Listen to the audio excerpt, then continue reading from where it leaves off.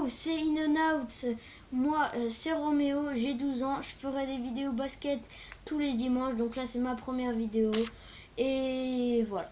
Donc dans les 3 semaines qui vont suivre, je vais faire le top 8. Je vais pronostiquer un top 8 de fin de saison. Et plus particulièrement aujourd'hui, on va faire l'Est et l'Ouest, mais que la 8e, la 7e et la 6e place. Donc pour la place du con, la 9e place, je vais dire, je pense que je mets les Wolves à cette place parce que Kat est un monstre, mais il reste vraiment seul. Avec Andrew Wiggins, d'accord, premier choix, mais Andrew Wiggins, il est irrégulier, très irrégulier. Et Jared Culver, qui pour moi, il va pas exploser cette saison. Pour les Wolves, il faut encore être patient pour aller en playoff. J'accorde la 8e place aux Blazers de Damian Lillard. Ok, les Blazers font pas un début de saison ouf, mais je pense que Dame et son pote CJ vont se réveiller. Et l'apport de Melo pourrait rajouter une quinzaine de points à l'équipe. Donc voilà pour la 8e place. En 7e position, je mets les Suns de D-Book. Les Suns font un début de saison incroyable. DeAndre Ayton, sans DeAndre Ayton, qui lui a été suspendu pour substance illicite, suspendu 25 matchs. Devin Booker est enfin un vrai franchise player. Il tient les rênes de cette équipe. C'est vraiment un très bon franchise player. Kelly Oubre met ses 18 points si rebonds. C'est vraiment une explosion de Kelly Oubre. Il peut peut-être jouer le MIP s'il continue à monter. Dario Saric qui met ses paniers très importants. Ricky Rubio l'espagnol qui est en 13,86 de moyenne, c'est aussi très important.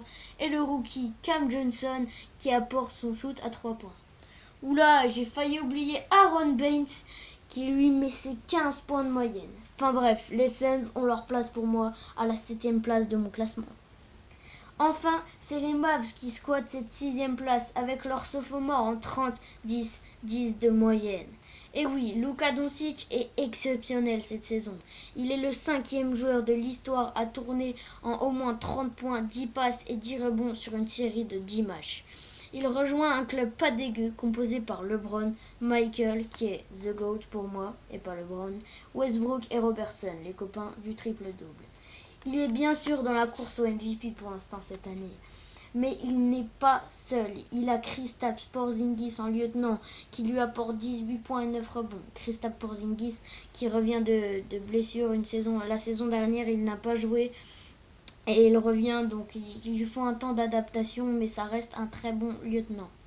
Et aussi le petit frère du meilleur shooter de l'histoire pour apporter du bon shoot à 3 points.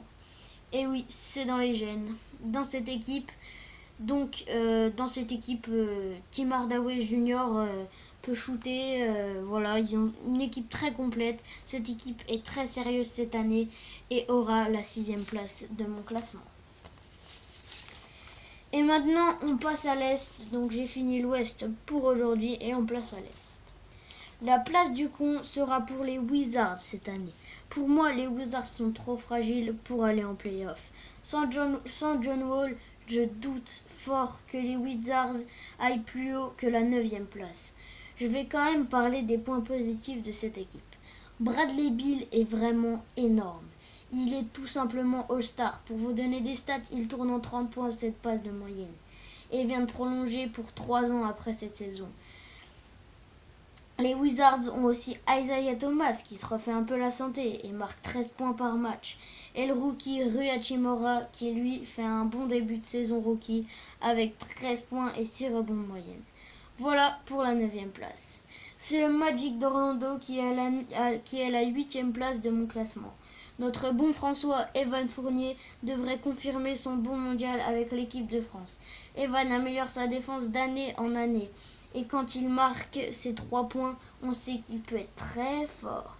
En plus, avec la blessure de Vooch, il aura encore plus de responsabilités et devra scorer et mener l'équipe des deux côtés du terrain. Même si Vooch est blessé, il reviendra et pourra marquer ses 20 points de rebond et bien aider le Magic. Didier Augustin est aussi très important des deux côtés du terrain, mais malgré tout, il s'est fait remplacer par le premier choix 2017, Markelle Fultz, qui est enfin important dans une équipe. C'est peut-être le début de sa carrière maintenant pour Markelle Fultz.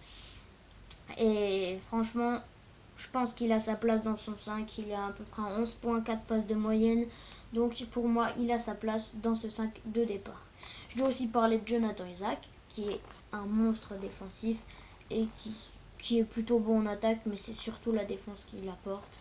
Cette équipe plutôt défensive aura difficilement sa place en playoff, mais pour moi, elle l'aura.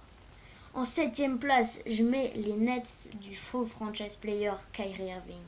Oui, pour moi, Kyrie Irving n'est pas un franchise player. D'accord, il a un handle de foot. D'accord, il met 29 points par match. Mais ce n'est pas un leader. C'est juste un lieutenant de luxe. Il manque d'agressivité défensive et ne joue presque que d'un côté du terrain. Je sais, cela peut être un blasphème pour certains, mais c'est mon avis. Je vais quand même dire quelques compliments et quelques points positifs des Nets. D'abord, quand KD reviendra l'année prochaine, ils pourront vraiment jouer quelque chose en playoff et en saison régulière. Et Caris LeVert, son retour, là il est blessé encore une fois, son retour pourra aussi apporter beaucoup de choses. Mais Kyrie cette année n'est pas totalement seul. Il a le vainqueur du concours à 3 points pour marquer ses points, vainqueur du concours à 3 points 2019, donc Joe Harris, et DeAndre Jordan pour l'aider. Les Nets ont aussi un très bon backup de Kyrie qui est aussi dans la course au 6e homme de l'année. Et oui, je parle de Spencer Dinwiddie qui est en 19,6 de moyenne. Voilà pour les Nets qui doivent pour moi prendre cette saison comme une transition. Donc la 7ème place me semble bien pour eux. Et enfin, en 6ème position, je mets les Pacers. Les Pacers sont un groupe très soudé qui n'ont pas de franchise player. Oladipo est le franchise player, d'accord, mais il est blessé, encore blessé. Mais il est blessé jusqu'à janvier. Les Pacers ont quand même plusieurs très bons joueurs, notamment Domantas Sabonis, le fils, voilà, avec ses 19 points et 13,5 rebonds par match. Lui aussi, le MIP, il peut l'avoir. Il y a aussi TJ Warren qui est en 17,4 de moyenne. C'est aussi un très bon intercepteur. Il y a plus 1,2 interception de moyenne, je crois. Et ils ont aussi un joueur qui s'est blessé il n'y a pas longtemps, mais qui avait fait pourtant un très bon début de saison. C'est Malcolm Brogdon. Il tournait avant de se blesser en 20 points, 5 rebonds, 8 passes de moyenne. Personnellement, je suis vraiment dégoûté qu'il se soit blessé car il a vraiment un potentiel énorme. Et avec les responsabilités qu'il a cette année et qu'il aura dans les années suivantes avec les Pacers, il pourrait peut-être être All-Star. Voilà pour la 6ème place. Donc c'est la fin de cette vidéo. On se retrouve la semaine prochaine pour la place 5, 4 et 3. Ciao!